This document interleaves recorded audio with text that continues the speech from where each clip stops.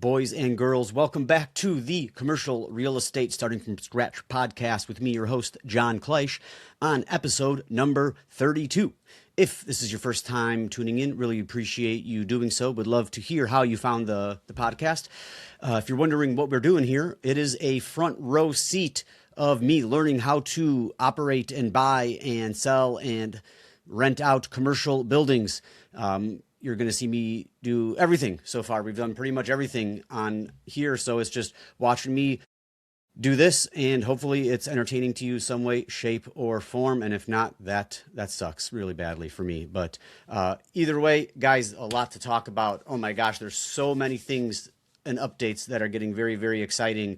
All good news, all great news. So let's start with this. If you're watching, I'm wearing my Kilo Aquatics gear. Hey, John, why are you wearing your Kilo Aquatics gear when it's 7:22 p.m. at night? Well, that was because I was cleaning a pool at like 7:08 p.m. and hopefully not doing that much longer, because finally, maybe almost certainly close to selling the pool business. The buyer called me last week on Friday and said, hey, I'm ready to go. Let's meet up next weekend, meaning in 4 or 5 days from now, and said, I got the money for you. Let's do the dang thing. So what does that mean? I hope it means that I'm not going to have a pool route at the beginning of May 1st. That'd be cool. Could it change? Yeah, for sure. Am I counting on it closing on May 1st? No, not really. But you never know. Maybe next week we'll have a major update, but that's out of the way. Done with that. It would be great to get that off of my plate.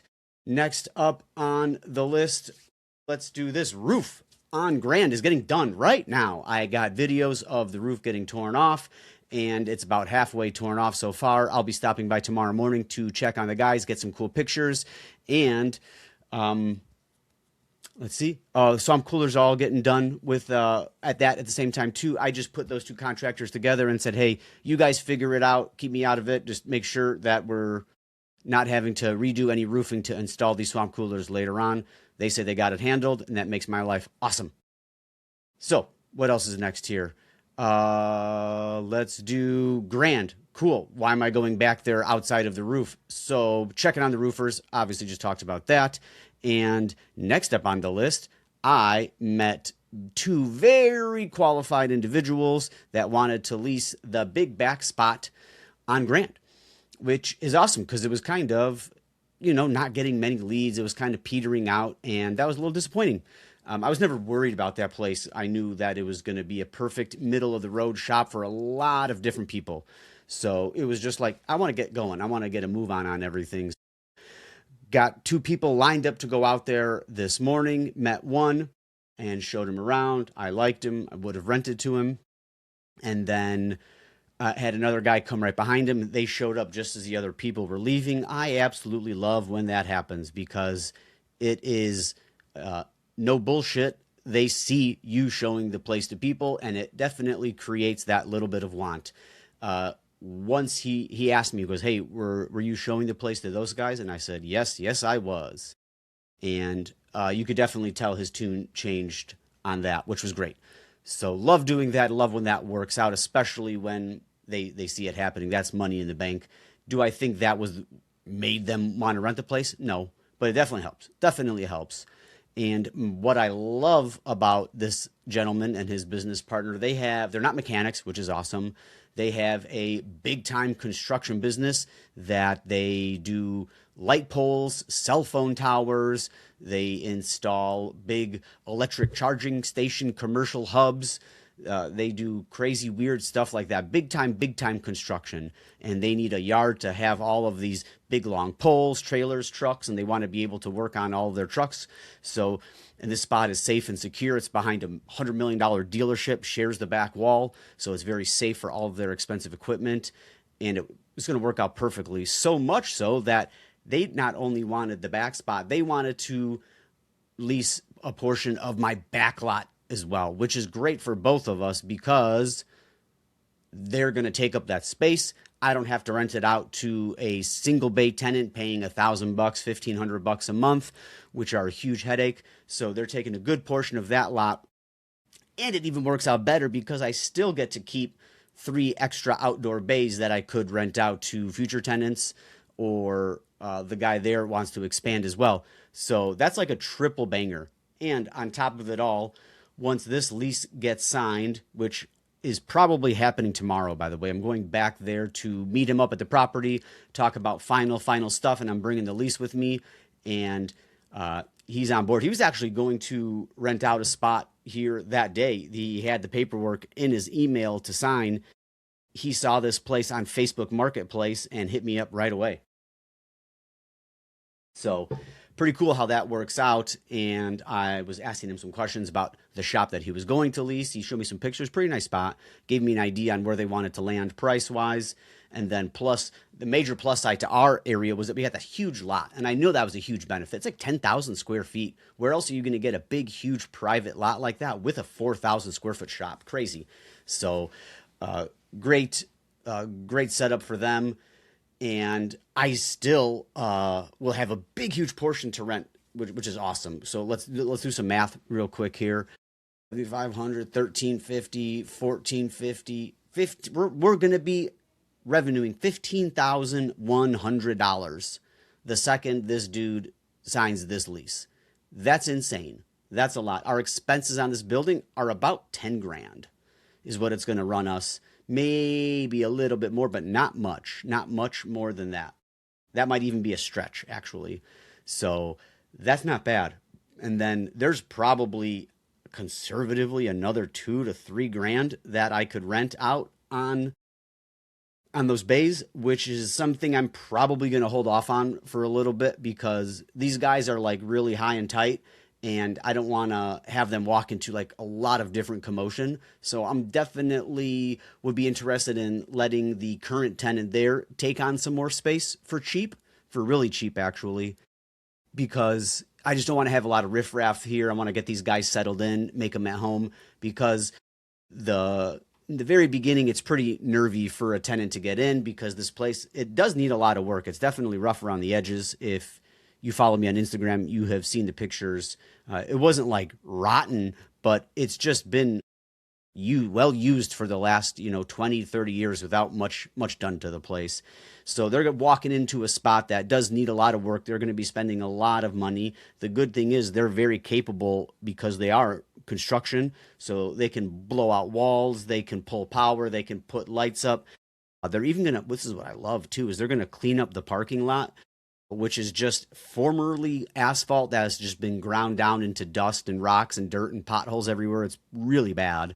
They're going to take care of that. They're going to clean it up. They got these like brush hog brushes things. They're going to come through, clean it all up, and have their boy come through and do some oil spray. I never heard of that before, but it like basically, it's not like laying asphalt, but I guess it's just like the liquid part where it kind of just sets everything in place and it kind of just stiffens everything up like a big glue type of deal is what I think of that, or how it was described to me. So if they're going to do that, man, that's amazing. They're going to improve the place. And probably with these guys, they've been in business 25 years. So it's not like they're going anywhere, right? And there's room for them to expand. Like if they want to get more space on those bays, they can get that whole back lot. And then eventually if they want to consume even more and they consume or cannibalize everybody else and it's just 2 tenants, that's a dream. Because then you're cash flowing like you're having multi-tenants and you only have 2 to worry about. And both of these guys, I think they're going to get along great. They just want to stay out of each other's hair. They don't want vehicles blocking their way when they're coming in and out. They don't want to have riffraff, and they're going to be great. They both have a vested interest in this building, in this area, so I think that's going to be absolutely fantastic. So how about it, guys? I think I said a couple podcasts ago that I said I would get to $18,000 in revenue or something like that in 6 months. Dude, woo, I know we're not going to be at 18, but we're going to be dang close. I'll tell you what, 15.1 by May 1st. That sounds really good. How quickly things can turn. I mean, if you go back 4 or 5 episodes, it was pretty doom and gloom.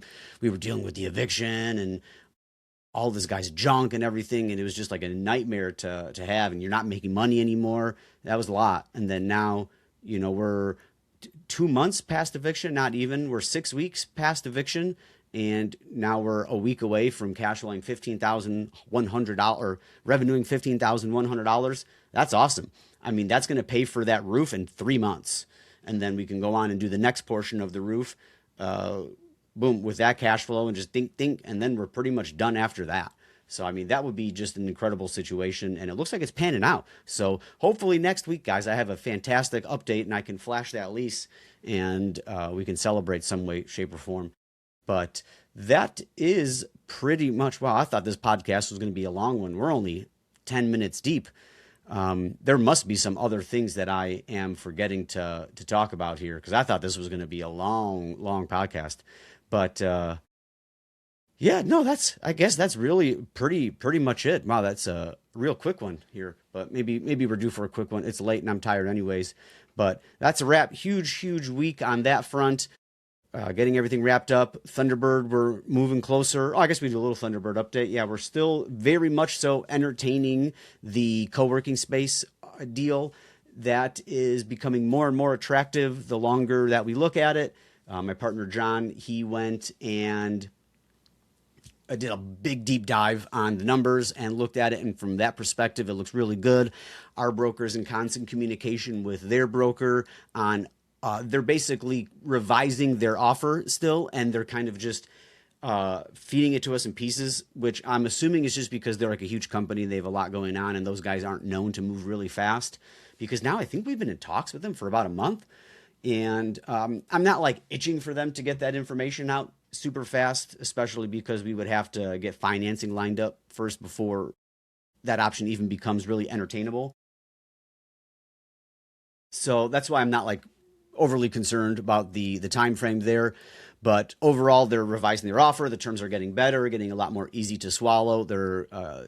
Seems to me like they're very interested in getting into this building, which makes sense because I think it works perfectly for that business model and in an area that they're trying to expand, which makes me very happy. And I feel like the more stuff that they're willing to give up shows you their interest in the deal too, which also makes me feel a little bit more comfortable, because that's probably the biggest risk in that deal is the counterparty risk, is having that corporation operate that entire building with us being 100% hands off, which is also good too, right? Because if they do pull it off, that's going to be the building of the century. It's going to cash flow double what we thought, potentially more. And that's just insane if it does work out. Even with how the structure works out, the cash flow is just astronomical, which then increases the value of that building up to, golly, who knows, a lot more than we thought. Probably to the tune of $1 million more, maybe $800,000 more than we thought would be my guess. But we're getting ahead of ourselves. It's easy to keep your head in the clouds and get lost in all that humdrum stuff here when, if they presented that offer today, we probably couldn't even take it. But I think I did mention this on the last podcast that John is actively working some very interested people who are well capable of coming on as partners on that deal. So right now, everything kind of hinges on that one individual, but he also has more people in the pipeline that he's been talking to. He's been really working on that capital piece because, as you know, that's the most important piece of the deal, which I would say for sure. Everyone says it's a third. Yeah, there's no way, because there are people that you just put in money. If you're just an investor on a deal and you find a good, solid operator, you're getting half of that deal. And if you're getting half of that deal and you're doing zero work, you're just supplying the money, I think that pretty much shows who controls the deal, right? The deal's great, but if you can't get it funded, that doesn't really matter. And I know I've heard a lot of people in real estate talking about, if you get a good enough deal, the money will find you. And I don't disagree with that one bit. That's totally true. But these deals here were, I would say that we did have trouble getting funding on them, Grand specifically. And look how good that deal's turning out. I mean, holy cow, that's crazy. If you told me in 6 months you were going to be positive cash flowing $5,100 a month, that would have been a dream. That would have been a freaking dream. So to see that deal, hey, that's just proving the pudding. And I've done, me and Danny did a couple deals where we tried to get funding, tried to sell it, and nobody wanted it. We just took it down ourselves. And dude, we made well over a couple $100,000 off of deals that people didn't want to touch. So that's why I don't really buy that. And the money definitely controls the deals. And that's why John's working on that piece, because it is probably the hardest to do. I would say that's definitely the hardest piece in real estate, is raising capital. Probably why you don't hear a lot of people a large group of people that are doing it. There's definitely a lot of people that are doing it for sure. And if you have that skill, the world is your oyster, because if there are plenty of people looking for or that have deals looking for money. That's a huge conversation piece that I always talk about with all my real estate guys. Money. So get that money, control the deal. Wow, how did we get off on this tangent? Gee whiz, that must be time for me to sign off. Well, that's a wrap, boys and girls. Really appreciate you tuning in. Thank you for listening this far. If you liked the episode or didn't like the episode, subscribe. There's a button that you can hit that does something cool. Find that button and hit it for me. Leave me a review, 5-star review. Even if you hated it, leave me a 5-star review and tell me why you hated it. That'd be cool. And if you know a friend or a colleague or somebody that you know would enjoy a podcast like this, do me a favor, send it to them. That's how these things grow. This is all happening organically. I'm just literally recording and then hitting publish, and they're going out on the wild, and it's kind of just feeding itself, which I think is pretty cool too. But if you know someone that likes it, please share it. That would be fantastic. It would mean a lot to me. Follow me on Instagram, guys, john.kleisch. Should be in the show notes. If not, whatever. Ain't going to happen then, I guess. But on that note, boys and girls, thank you very much. Take her easy.